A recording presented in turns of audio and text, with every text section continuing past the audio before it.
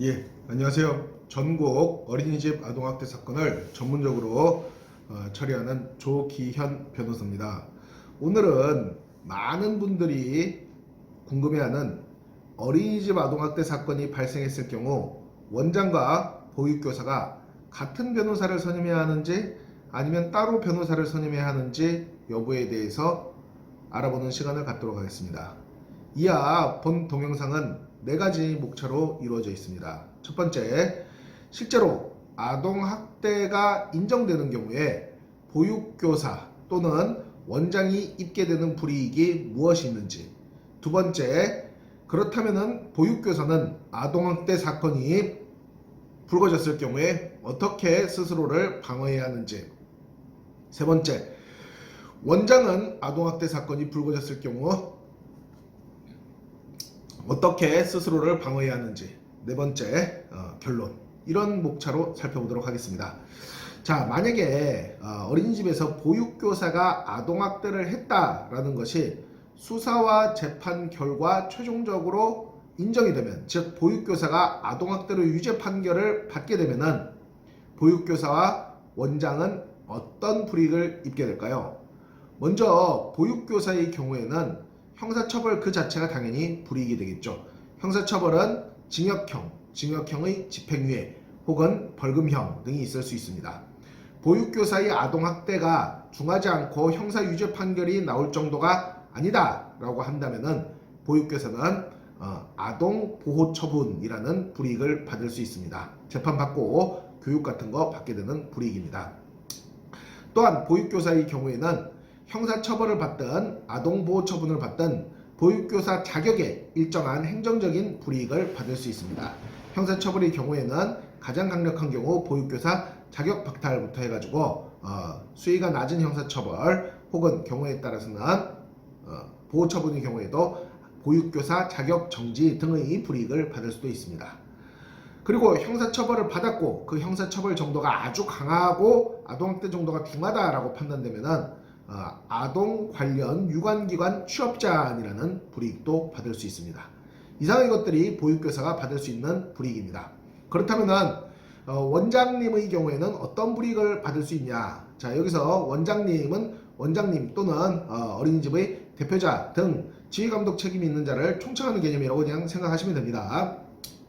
보육교사가 아동학대 범죄를 저지르는 데 있어가지고 지휘감독 책임을 충분히 하지 못했다는 이유로 형사처벌을 받게 되는 경우 역시 원장님도 형사처벌로서는 징역형의 집행유예, 벌금형 등의 불이익을 받을 수 있습니다. 물론 경우에 따라서 형사사건 절차 내에서 기소유예 정도의 가벼운 불이익을 받을 수도 있는 경우가 있겠죠. 그 외에도 원장님은 형사적인 문제 외에 심각한 불이익을 받을 수 있는 가능성이 있는데 이것이 바로 행정적인 불이익입니다. 원 폐쇄 혹은 원 운영정지 혹은 원장 자격정지 등 원장님이 받을 수 있는 행정적인 불이익은 보육교사 선생님이 받을 수 있는 행정적인 불이익보다 지대하다라고 할 것입니다. 원 폐쇄, 원 운영정지 혹은 원장 자격정지 외에도 평가 인증이 취소되는 등의 불이익도 있을 수 있습니다. 즉 원장님도 보육교사의 아동학대에 있어가지고 일정한 책임을 지게 되는 경우 형사적인 불이익은 물론이고 기타 행정적인 불이익도 받을 수 있는 것이 상당히 많이 있다라는 것이죠. 자, 이러한 불이익을 원장님과 보육교사가 받을 수 있는 것을 알아봤는데, 그렇다면 아동학대 사건이 불거졌을 경우 보육교사 선생님은 어떻게 방어 전략을 세워야 하는 걸까요?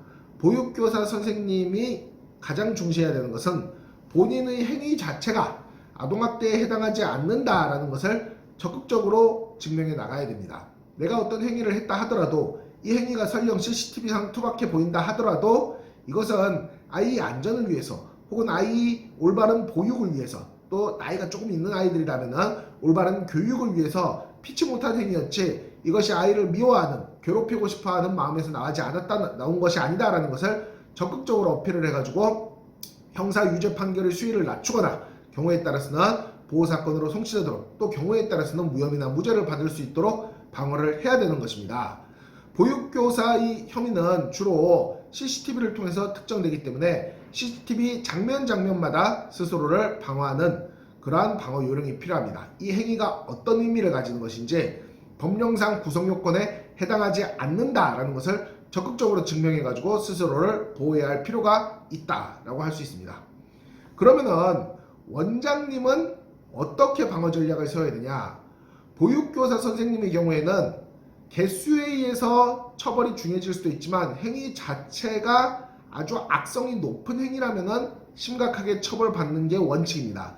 그런데 원장님은 보육교사 선생님의 행위가 악성이 중하다고 해서 강한 처벌을 받는 것이 아니라 개수가 많은 경우에 통상적으로 강한 처벌을 받게 될 가능성이 높습니다.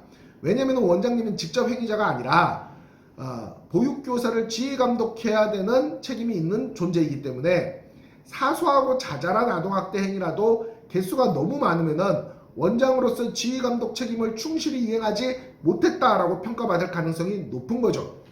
그렇기 때문에 원장님의 방어 전략은 내가 보육교사에 대해서 충실히 교육을 했는데 보육교사가 기습적으로 하는 아동학대까지는 막을 수 없었다라는 방향으로 가는 것이 원칙입니다. 그 외에 원장님은 행정적인 불이익에 대해서 다양한 방어 전략을 세워야 되는데 그것까지 여기서 다 얘기하기는 어렵습니다. 정리를 한번 해보자라면은 결론 부분으로 가겠습니다. 원장님과 보육교사는 아동학대 사건이 불거졌을 때 방어를 해야 되는 그 중점적인 쟁점이 다르다는 거예요. 보육교사 선생님은 행위의 악성이 크지 않다, 행위가 개수가 많다 하더라도 하나하나의 행위가 아동을 잘 살피기 위해서 필연적인 행위였다라는 것을 입증해야 될 필요가 있는 반면에 원장님의 경우에는 행위 개수가 많아지면 불이익을 받기 때문에 원장님은 행위 하나하나를 방어하는 것보다는 내가 아동 학대 예방 교육 등을 이렇게 충실히 이행했고 내가 보육교사 감독 의무를 이렇게 충실히 이행했는데 저런 일이 벌어진 것은 내가 도저히 막을 수 없었던 영역에서 보육교사가 한 학대 행위다, 나는 저기에 대해서 책임 없다라고 방어 전략을 세워야 된다는 거죠. 그렇다면은 이 동영상의 제목, 같이 선임해야 되냐 따로 선임해야 되냐는 무엇일까요? 일견 봤을 때는 따로 선임해야 되는 것처럼 보일 수도 있습니다. 왜냐면은 원장님은 내가 아동학대 교육을 충실히 이행했는데 보육교사 선생님이 저렇게 했다라고 보육교사 선생님한테 책임을 떠넘길 필요가 있을 것처럼 보이기 때문입니다.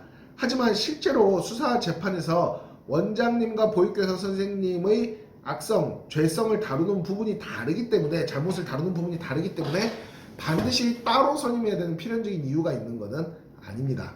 그럼 같이 선임하는 게 더 유리하냐? 꼭 그런 것도 아니에요.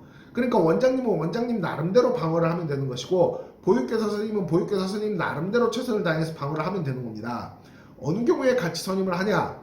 둘 사이에 아직 유대관계, 신뢰관계, 그리고 서로 간에 어떤 좋아하는 마음, 지켜주고 싶은 마음이 있는 경우라면 하나의 변호사를 선임하는 쪽이 좋습니다. 하지만 둘 사이에 오히려 싫어하는 마음이 강해진 경우, 내가 저 사람 때문에 이런 위기에 처했구나, 저 사람이 정말 나쁘다, 저 사람이 나한테 너무나 불이익을 많이 줬다, 저 사람 싫다, 밉다, 이런 경우에는 보육교사 선생님과 원장님이 하나의 변호사를 선임하는 것은 적절하지 않다라고 할 것입니다. 결론적으로 말씀드리자면 방어 전략은 각자 세우는 것입니다. 변호사를 선임하게 되면 변호사는 원장님에게 맞는 방어 전략을 세워서 그대로 수행을 할 것이고, 또 보육교사 선생님에게 맞는 보육교사 선생님에게 맞는 방어 전략을 세워서 그대로 수행하게 될 것입니다. 이것은 두 분이서 한 명의 변호사를 선임하든 따로 변호사를 선임하든 마찬가지예요. 그렇기 때문에 두 분이서 변호사를 같이 선임해야 될 이유가 있는 경우라면 둘 사이에 아직도 신뢰관계, 애정관계가 남아있다라면 같이 선임하세요. 하지만 둘 사이에 그런 게 모두 파탄 났다라면 따로 변호사를 선임하도록 합니다. 이상 아동학대 전문적으로 해결해드리는 변호사 조기현이었습니다.